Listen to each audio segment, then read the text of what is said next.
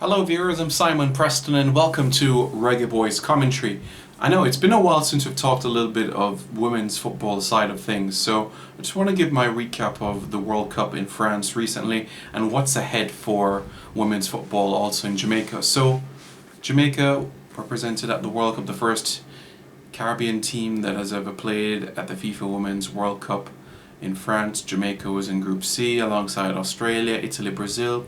Lost their first game 3-0 to Brazil, 5-0 to Italy, and also 4-1 to Australia. Jamaica's only goal of the tournament coming by Havana Salone, a wonderfully taken goal, and a brilliant assist as well from Khadija Bunny Shaw. So it was always going to be a tough task to believe or to come out of the group. I believe that despite not being able to come out of the group, I'm happy with some of the areas of improvement that we've made as a team, as a unit. We saw a high press being used throughout the qualifiers and friendly matches being used, but I like how in addition to that we're creating other ways to gain back possession, and in addition to that create more genuine goal scoring opportunities, especially in wide areas. Trudy Carter and Chaina Matthews as well giving us a different route. So a lot of people would be asking what's next for us. Before we look at from a national team perspective or a senior national team perspective, let's not forget as well, we have a number of teenagers in this team who will be part of another under-20 cycle moving forward. An under-20 Reggae Girlz cycle, yes. Jodie Brown is going to be involved in the next cycle, and so is Olofolashade Adama-Laken, who's going to be part of a next cycle. Yes, Sydney Schneider is 19 years of age, but she's going to be 20 years of age later this year, I think around September, sometime in the fall. So she wouldn't be eligible again for an under-20 cycle, but we have two talented players that will be in the under-20 setup, and who knows, Jamaica could very well put themselves into realistic contention or serious contention of qualifying for the under-20 FIFA Women's World Cup in 2020. That's a genuine possibility. Jodie Brown has a senior World Cup under her belt, and so does Shadea Adama-Laken, who played against the Italians. So that's valuable experience from them. And then you look at some of the other members of the team that are making progress through the college ranks, will be professionals in another year or two as well. Khadija Shaw earning a contract and will be playing with Bordeaux over in France. So it's wonderful things moving forward from our national team. That is the important element. We came up against Italy, Brazil, Australia, all teams ranked in the top 20 in the world, all teams with professionals, and especially the likes of the Brazils and Australias, for many of them it was their third World Cup, even fourth. For Mika, it was their seventh World Cup. For the Italians, yes, it was their first World Cup in 20 years, but they've been used to playing either, at the European Championships or other smaller tournaments along the way. So for us, this was something new, but we do have international tournaments on the horizon that will keep us active.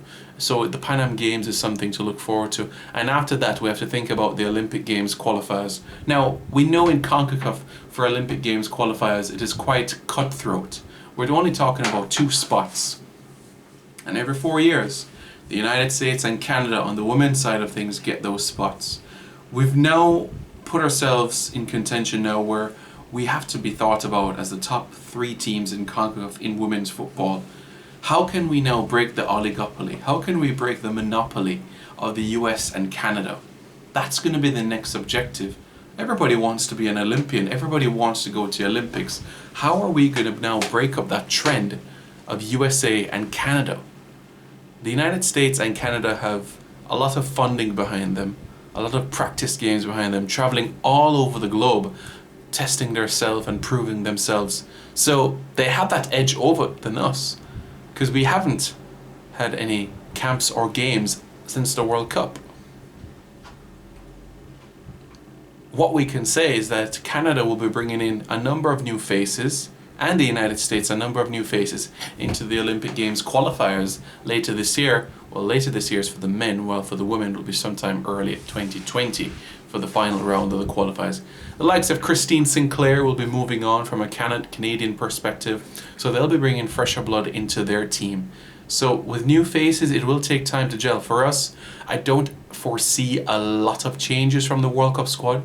I expect perhaps 2 or 3 new players to be involved into the pool. Expect Kayla McCoy to be back into the mix.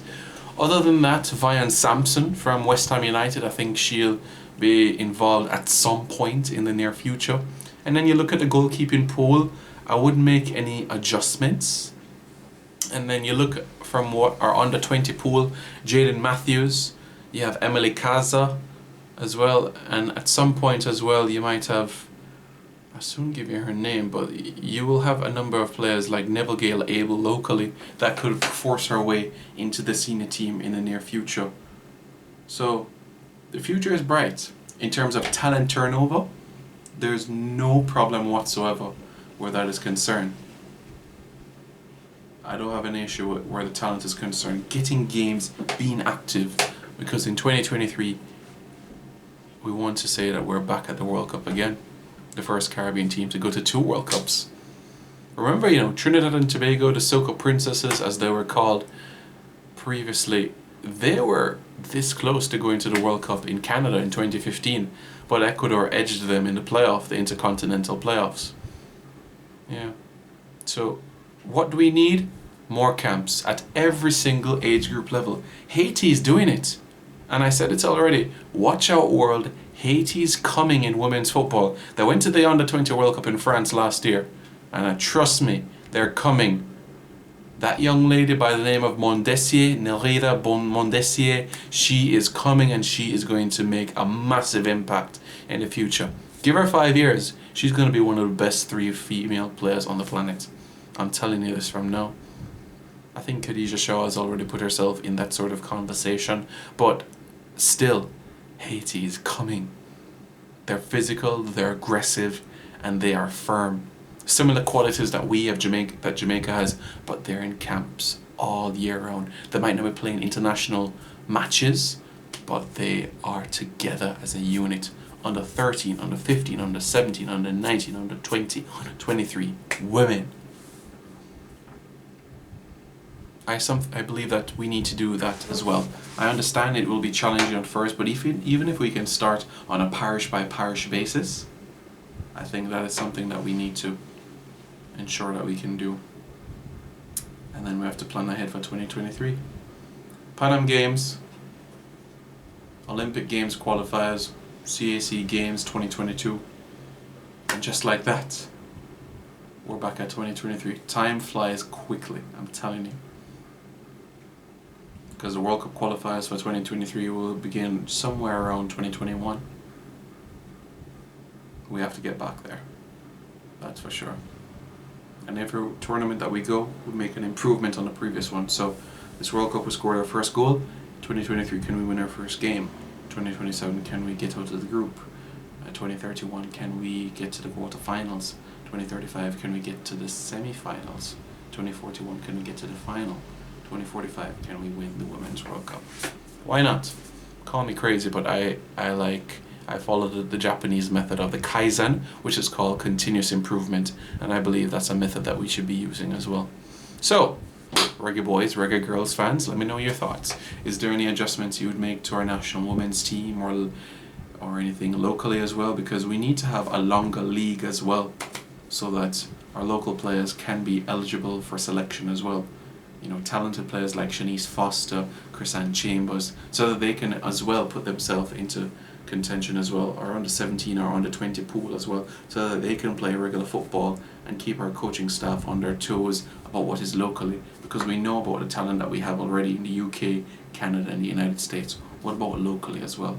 Let women's football grow, and hopefully with this qualification for the World Cup, more young ladies will be thinking about not necessarily going to the track, to the netball court, to the rugby field, but also to the football field.